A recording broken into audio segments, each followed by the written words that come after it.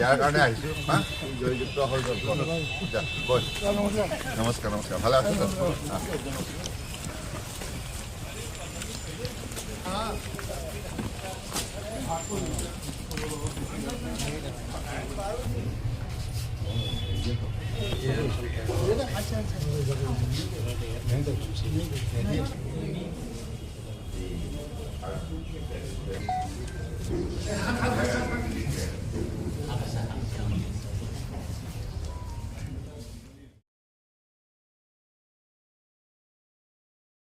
নেতৃত্বাধীন মিত্ৰজোঁট চৰকাৰ হ'ব এই কথা নিশ্চিত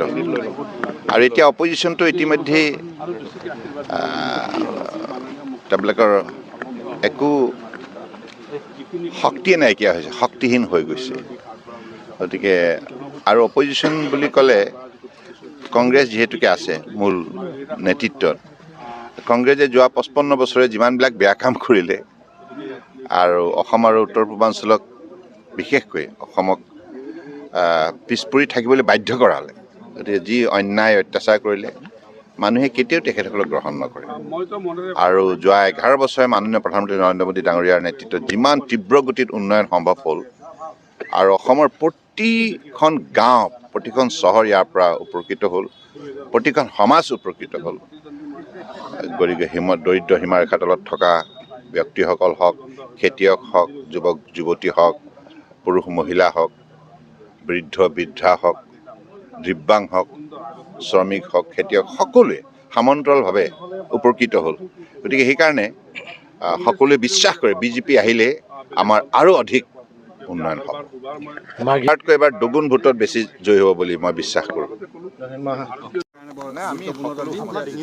ইতিমধ্যে কেন্দ্ৰীয় মন্ত্ৰী সৰ্বানন্দ সোণোৱালে যিখিনি ক'লে তাৰপিছত মই ভাবোঁ মোৰ বক্তব্য নাই গতিকে মই ভাবোঁ মাৰ্ঘেৰিটা নমিনেশ্যন দি আহিলোঁ ভাল লাগিছে আজি ভাৰতীয় জনতা পাৰ্টীয়ে 3বাৰৰ কাৰণে আকৌ টিকেট প্ৰক্ষেপ কৰিছিলে গতিকে এতিয়া মই মাৰ্ঘেৰিটা সমষ্টিত অৱতীৰ্ণ ৰাইজৰ ওচৰত পঠিয়াই দিছে ৰাইজে আশা কৰি পালি ঠাই ৰৈ আছে গতিকে মই ভাবোঁ মই বিপুল ভোটত জয়ী ৰাহুল ছেত্ৰীৰ লগত প্ৰত্যাহ্বান কেনেধৰণে গ্ৰহণ কৰিব মোৰতো প্ৰত্যাহ্বানে নাই প্ৰথম ইলেকশ্যনতে মোৰ প্ৰত্যাহ্বান আছিলে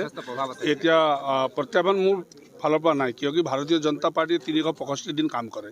মোৰ কাৰ্যকৰ্তাসকলে যিটো কাম কৰি পেলাই মোৰ যিটো ফাউণ্ডেশ্যন বনাই থৈছে সেইটোত ৰাহুল ছেত্ৰী নহয় বেলেগ যদি কোনোবা আহে তেতিয়াও মই ভাবোঁ